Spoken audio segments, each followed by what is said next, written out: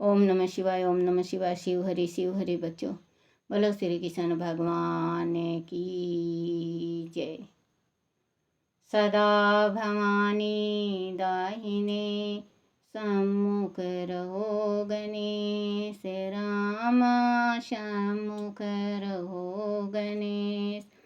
पांच देव रक्षा करो, ब्रह्मा विष्णु महेश सियापति राम। जय राम मेरो मन बसियो सीताराम। राम नगरिया राम के बसते गंगा तीर, रामा बसते सरयू तीर, रामा चौकी हनुमत वीर की, राम जी चौकी हनुमत वीर की। बोलो सियापति रामचंद्र भगवान की जय हो। गणेश भगवान की जय हो। अपने अपने माता पिता की जय हो। अपने अपने गुरुदेव महाराज की जय हो। शिव पुराण की जय। शिव पुराण में भगवान शिव के धीजेश्वर अवतार की कथा, राजा भद्रयु तथा रानी कृति मालिनी की धार्मिक दृढ़ता की परीक्षा। बोलो शिव पार्वती की जय हो। तदनंतर वैश्यनाथ अवतार का वर्णन करके नंदीश्वर धीजेश्वर अवतार का प्रसंग चलाया। वह बोले, तात पहले जिन नूप श्रेष्ठ भद्रयु का परिचय दिया गया था और जिन पर भगवान शिव ने ऋषि वारूप से अनुग्रह किया था, उन्हीं नरेश के धर्म की परीक्षा लेने के लिए वह भगवान फिर धीजेश्वर रूप से प्रकट हुए थे। ऋषभ के प्रभाव से रणभूमि में शत्रुओं पर विजय पाकर शक्तिशाली राजकुमार भद्रयु जब राज सिंहासन पर आरूढ़ हुए, तब राजा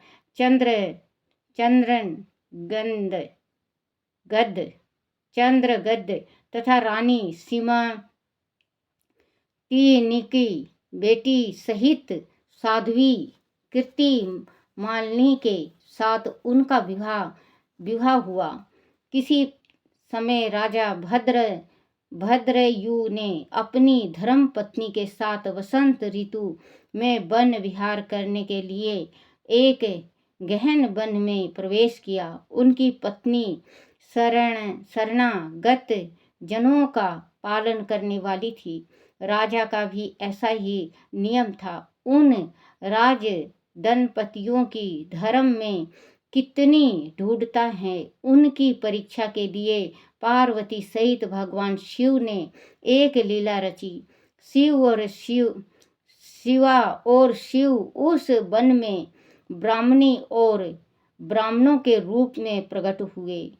उन दोनों ने लीला पूर्वक एक मायामय व्याघ्र का निर्माण किया। वह दोनों भय से विह्वल हो बाघ से थोड़ी ही दूर आगे रोते चिल्लाते भागने लगे और बाघ उनका पीछा करने लगा। राजा उन्हें इस अवस्था में देखा। वह ब्राह्मण दंपति भी भय से विह्वल हो महाराज की शरण में गए और इस प्रकार बोले। ब्राह्मण दंपति ने कहा, महाराज हमारी रक्षा कीजिए। यह बाघ हम दोनों को खा जाने के लिए आ रहा है। समस्त प्राणियों को काल के समान भय देने वाला यह सिंह प्राणी हमें अपना आहार बनाए, इसके पूर्व ही आप हम दोनों को बचा लीजिए।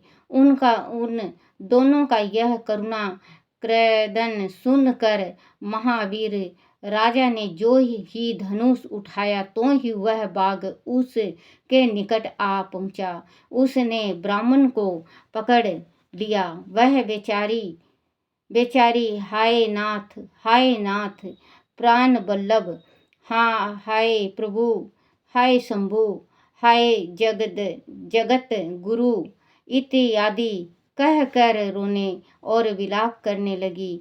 बाघ बड़ा भयानक था। उसने जो ही ब्राह्मणी को अपना ग्रास बनाने की चेष्टा की तो ही भद्रयु ने तीखे बाण से उसके मरम में आघात किया, परंतु उस बाणों से उस महाबली बाघ को तनिक भी वेदन नहीं हुआ। वह ब्राह्मणी को बलपूर्वक घसीटता हुआ तत्काल दूर निकल गया। अपनी पत्नी को बाघ के पंजों में पड़ी देख ब्राह्मण को बड़ा दुख हुआ और वह बारंबार रोने लगा। देर तक रोकर उसने राजा भद्र आयु से कहा, राजन, तुम्हारे वह बड़े बड़े अस्त्र कहाँ हैं?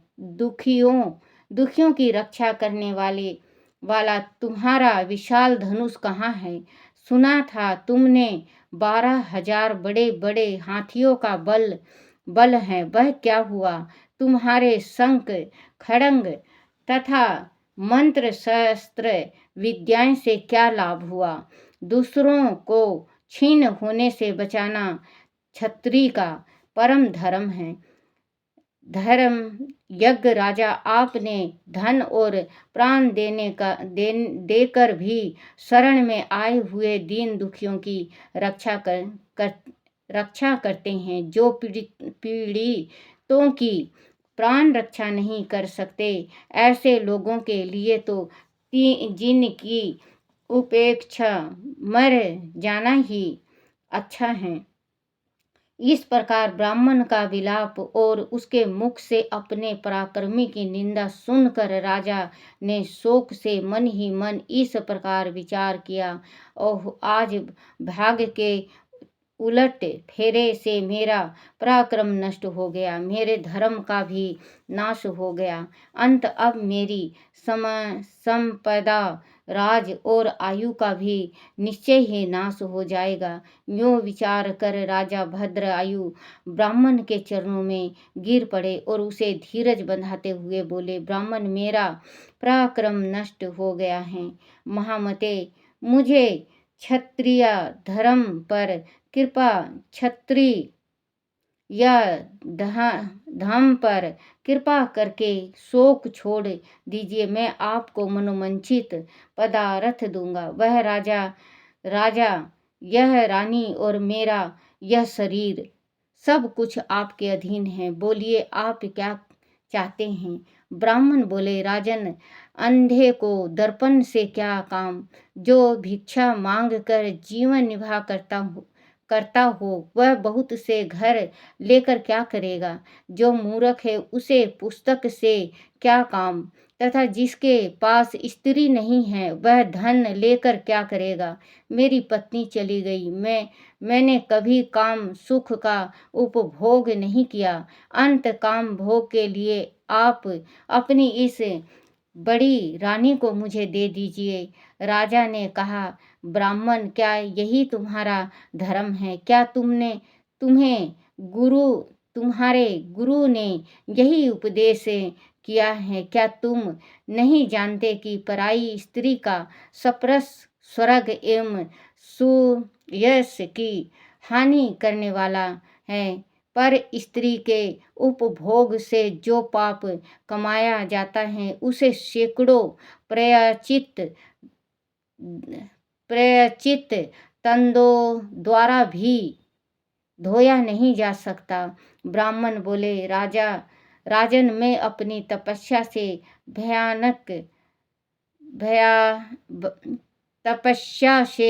भय कर भयंकर ब्रह्म हत्या और मदिरा पान जैसे पाप का भी नाश कर डालूंगा। फिर पर स्त्री संगम किस गिनती में है? अंत आप अपनी इस भार्य को मुझे अवश्य दे दीजिए, अनाथ आप निश्चय ही नरक में पड़ेंगे। ब्राह्मण की इस बात पर राजा ने मन ही मन विचार किया कि ब्राह्मण के प्राणों की रक्षा न करने से महापाप होगा। अंत इससे बचने के लिए पत्नी को दे डालना ही श्रेष्ठ है। इस श्रेष्ठ ब्राह्मणों को अपनी पत्नी देकर मैं पाप से मुक्त हो शीघ्र ही अग्नि में प्रवेश कर जाऊंगा। मन ही मन ऐसा निश्चित करके राजा ने आग जलाई और ब्राह्मण को बुलाकर उसे अपनी पत्नी को दे दिया। तत्पश्चात स्नान करके बच्चों, अगर जैसे पहले सतयुग था तो ये तो शिव पार्वती बने थे ब्राह्मण और ब्राह्मणी। तो जैसे बाघ भी उन्होंने अपने उससे बनाया था, क्योंकि माँ शक्ति की तो बाघ ही है, आपको पता ही है बच्चों। माँ दुर्गा और शक्ति एक ही हैं। जो संसार में देवियां हैं, जितनी भी शक्तियां हैं, वो शिव जी की पत्नी हैं। ये शक्ति, शिव शक्ति कहते हैं ना, शिव शक्ति। पहले मेरा चैनल था बच्चों, आप लोगों ने देखा भी होगा शायद, शिव शक्ति सागर 22 मेरा पहले चैनल यही था।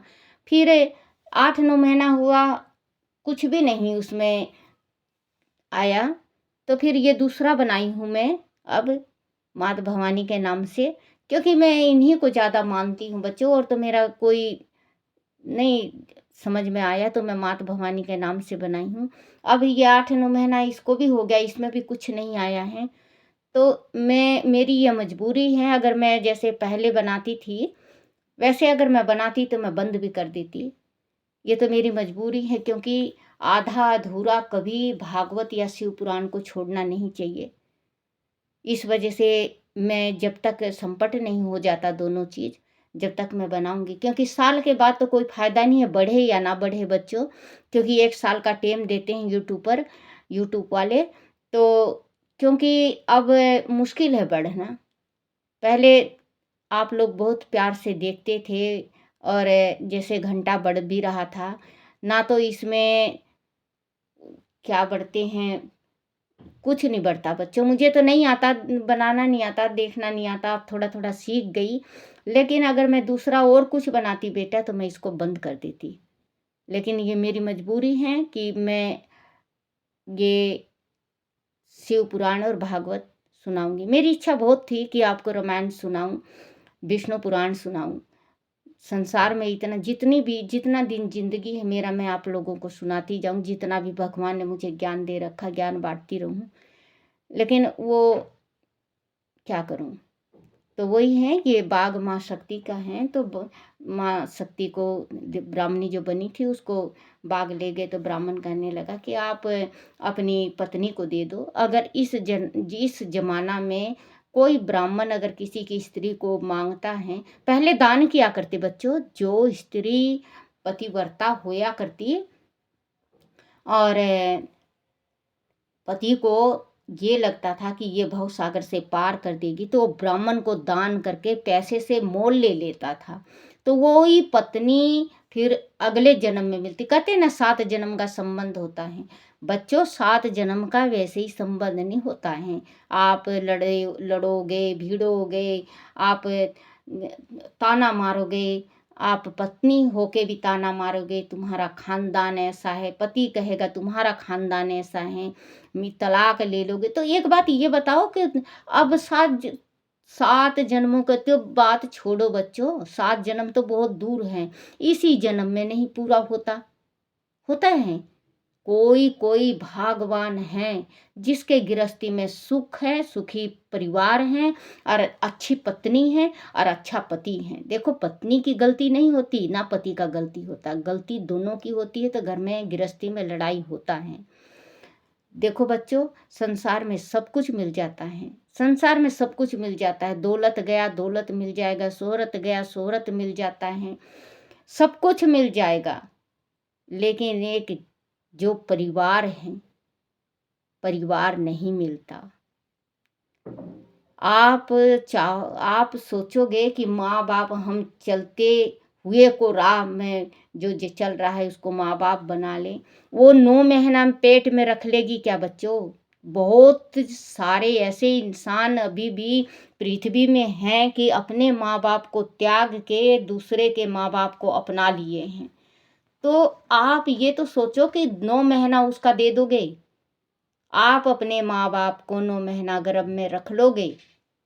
अगर आपकी शक्ति और हिम्मत है तो आप अपने माँ बाप को त्याग सकते हो, नहीं तो माँ का फर्ज कोई नहीं अदा कर सकता बच्चों। जिस माँ ने 9 महीना गर्भ में रखा है और 3 महीना अपनी जिंदगी गला दी, आपको सूखे में सुलाए और खुद गीले में सोई हैं। क्योंकि कहते हैं ना कि भगवान ने कहा एक दफ़े कि मैं कहाँ कहाँ जाऊं, तो भगवान ने माँ बनाया, माँ और पिता। क्योंकि माँ वो चीज़ है जो इस संसार में हमें लाती हैं, बाप वो है जो इस संसार को दिखाता है। माँ है धरती, पिता आसमान। अगर बच्चों आपको अच्छा लगे तो ज़रूर कहना कि हाँ दादी आप सही कह रहे थे, क्योंकि माँ बिना गृहस्थी नहीं, पिता बिना बाहर संसार नहीं होता है बच्चों। अगर हम ये सोचें हम दूसरे को माँ बाप बना लिए या दूसरे से हमने प्यार कर लिया, दूसरे से हमने अपने माँ बाप का अपना कर्तव्य भूल गए, वो इंसान नहीं, वो राक्षस हैं। कर्तव्य जो है, जैसे श्री राम जी ने निभाया अपना कर्तव्य, आप वैसे निभाओ। जैसे इन्हें श्रवण ने निभाया, आप वैसे निभाओ, तो कर्ज अदा होता है। ये नहीं कि आप बाहर चले गए, हर महीना पैसे भेज रहे हो, हाँ भाई फर्ज निभा रहा हूँ, उसको फर्ज कहते हैं बच्चों? उसको फर्ज कहते हैं क्या? मुझे तो नहीं लगता कि उसको फर्ज कहते हैं। फर्ज वो होता है अपने माँ बाप के साथ रहो। अगर बाहर गए हो तो माँ बाप को भी ले जाओ, ले जा सकते हो, सेवा करो उनका, क्योंकि बुढ़ापा में ही माँ बाप की ज़रूरत होती है। जवानी में तो अपना सब कुछ गला ही दिए हैं माँ बाप ने। बच्चों, तो आप ज़रूर से ज़रूर वो करा करो। राजा ने सोचा कि ब्राह्मण को दान दे दूं, क्योंकि अभी बताई थी ना मैं कि स्त्री को भी पहले के ज़माना में दान किया करती। क्योंकि मेरा दादा सरा 7वां 8वां की 9वां पीढ़ी है हमारा, जैसे 8वां 9वां पीढ़ी का बता रही हूँ मैं। मेरी सास बताया करती कि हमारे खड़दादा ने भी हरिद्वार में जाके पंडे को दान किया था अपनी स्त्री, और फिर मोल ले लिए थे।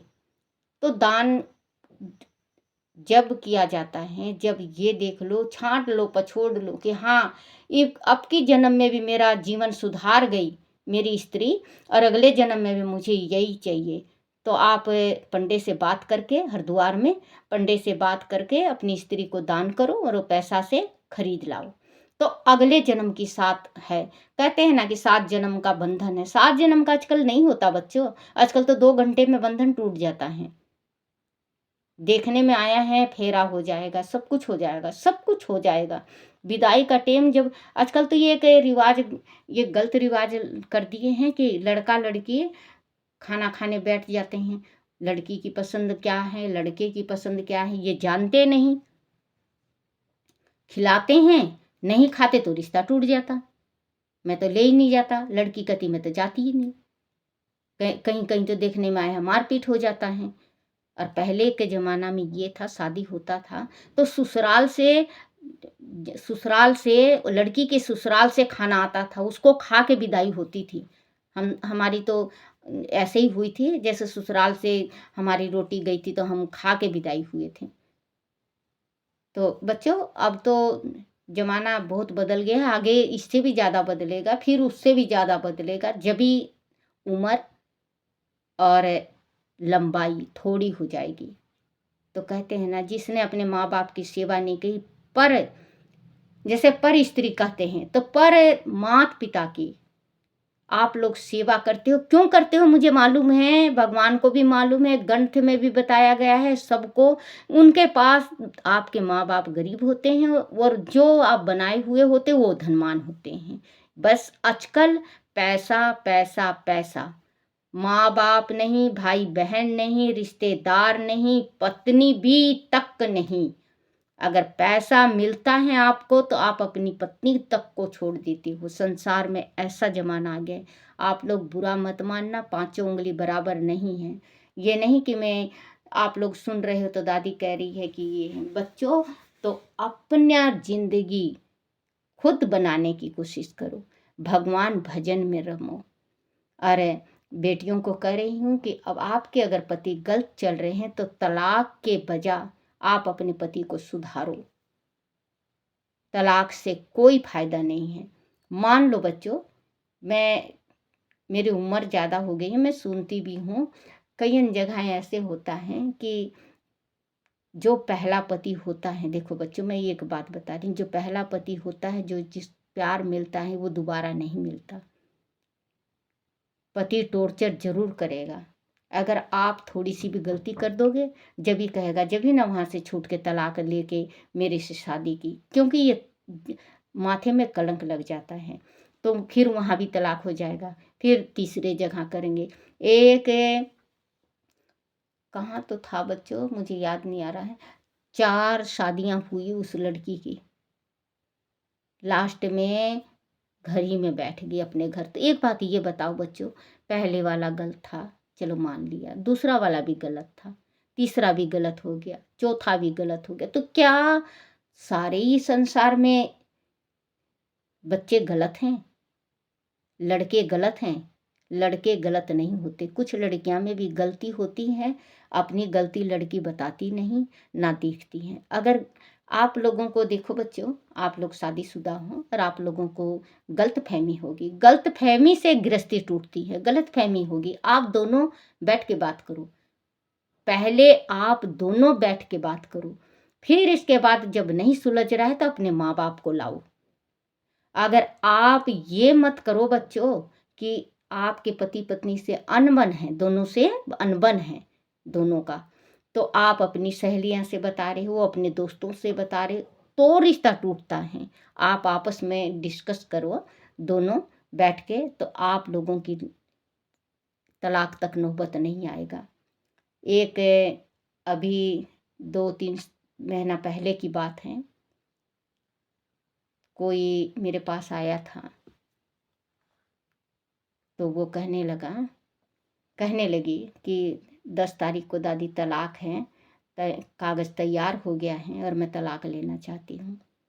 तो वो अपनी बहन के साथ आई थी। मैं बोली मैं तेरे से अकेले में बात करना चाहती हूँ, तू करेगी? बोले हाँ कर लूँगी दादी। तो वो कहने लगी, बोले कि दादी ऐसे ऐसे बात है। मैं बोली तू रहना चाहती है? बोले हाँ मैं रहना चाहती हूँ। मैंने बताया शिव जी का कुछ है, उसको थोड़ा मोड़ा उपाय बताया, शिव जी का उपाय बताया और माँ शक्ति का बताया। और मैं बोली तू 15 तारीख से पहले तेरा पति आ जाएगा और तू चली जाना। बच्चों 12-13 तारीख को, 14 तारीख को उसका पति आया, ले गया। आज वो गर्भ से है, 2 महीने का गर्भ है उसका। तो बच्चों कहते हैं ना कि कोई समझाने वाला होता है और कोई पानी में आग लगाने वाला होता है। तो बच्चों आप लोगों का भी दिमाग है, ये गृहस्थी है आप लोगों की। गृहस्थी बहुत मुश्किल से बनती है बच्चों। गृहस्थी को बनाने में जीवन बीत जाता है, नाम कमाने में जीवन बीत जाता है, और बदनामी के वास्ते 1 सेकंड लगता है, चलते चलते बदनामी ले लोगे आप। तो बच्चों आप लोग जब कुछ बात हो जाए तो सलाह बाड़ी कर के, आप नहीं आप लोगों से सुलझ रहा है तो अपने माता पिता से करो। पहले आप अपने सास ससुर से करो, जैसे अपने पति के माँ बाप से और आपके पति से। फिर इसके बाद आपके पीहर तक बात जाना चाहिए। आजकल तो फ़ोन हो गया है, क्या सब्जी बनाई रे, क्या रोटी खाया रे, क्या कर रही है, दिन भर काम पे लगी रहेगी क्या, तेरी सास क्या कर रही है चुड़ैल, तेरी सास नहीं करवा सकती क्या, ये है। तो मैं उन बहनों को भी कहती हूँ कि अपने बच्चों को अच्छी अच्छी बात कहा करो जिसमें उनकी गृहस्थी ना टूटे। बोलो श्री कृष्ण भगवान की जय। है इस श्रेष्ठ ब्राह्मण को अपनी पत्नी देकर मैं पाप से मुक्त हो शीघ्र ही अग्नि में प्रवेश कर जाऊंगा। मन ही मन ऐसा ऐसा निश्चित करके राजा ने आग जलाई और ब्राह्मण को बुलाकर उसे अपनी पत्नी को दे दिया। तत्पश्चात स्नान करके पवित्र हो देवताओं को प्रणाम करके उन्होंने अग्नि अग्नि की 2 बार परिक्रमा की और एकग्रचित होकर भगवान शिव का ध्यान किया। इस प्रकार राजा को अग्नि में गिरने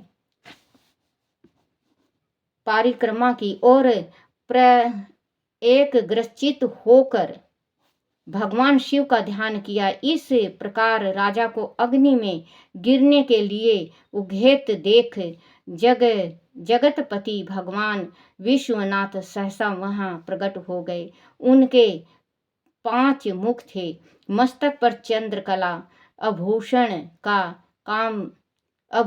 का काम दे रही थी। कुछ कुछ पीले रंग की जटा लटकी हुई थी। वह कोटि कोटि सूर्यों के समान तेजस्वी थे। हाथों में त्रिशूल खड्ग वाग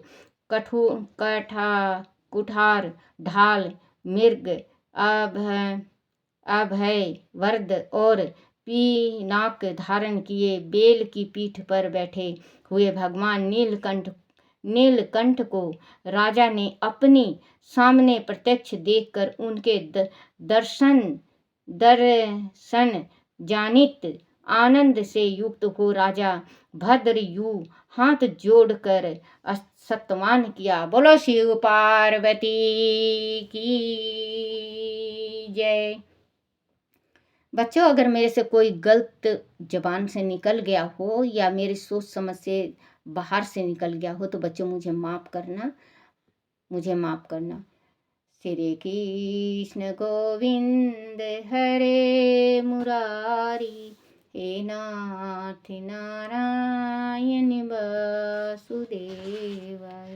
ओम नमः शिवाय, ओम नमः शिवाय, ओम नमः शिवाय बाबा, ओम नमः शिवाय, ओम नमः शिवाय शंभु, ओम नमः शिवाय, ओम नमः शिवाय भोले, ओम नमः शिवाय, ओम नमः शिवाय, ओम नमः शिवाय, ओम नमः शिवाय शंकर, ओम नमः शिवाय, ओम नमः शिवाय शंभु, ओम नमः शिवाय।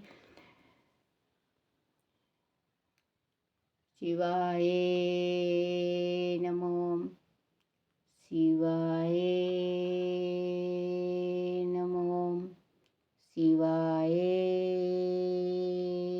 नमो, शिवाय नमो, शिवाय नमो। ओम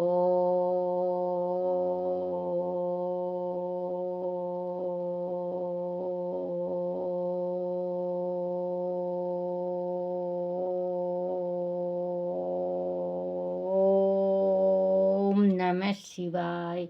बोलो शिव पार्वती की जय हो। अपने अपने गुरुदेव महाराज की जय। हे मेरे शिव भोले, इस अज्ञानी को क्षमा करना। पूजा न जानू, पाठ न जानू भोले। आप जो टूटे फूटे शब्द से मैंने पढ़ा है भोलेनाथ, आपको अर्पण, आपको अर्पण, आपको अर्पण। रक्षा करना। जगत का भला करना। ओम शांति शांति शांति। ओम शांति शांति शांति। ओम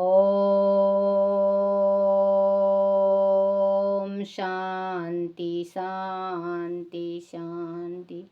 जय मेरे भगवान परमात्मा, जय मैं शिव भोले की जय हूँ।